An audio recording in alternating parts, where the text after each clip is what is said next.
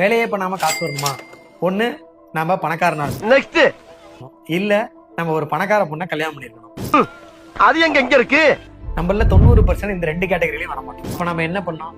நம்ம வடிவேல் சொல்ற மாதிரி பணக்காரனாக பிளான் பண்ணணும்.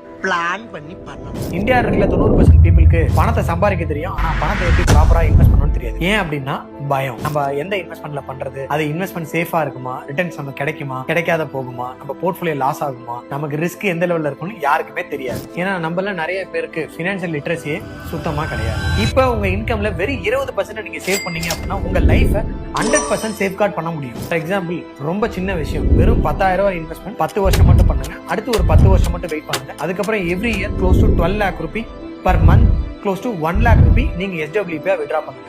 இதுதான் வேலையே செய்யாம காசு சம்பாதிக்கிறதுக்கு ஈஸியான விஷயம். இந்த மாதிரி இன்ட்ரெஸ்டிங்கான கான்செப்ட்டுக்கு இன்வெஸ்ட் கோபியை ஃபாலோ பண்ணுங்க.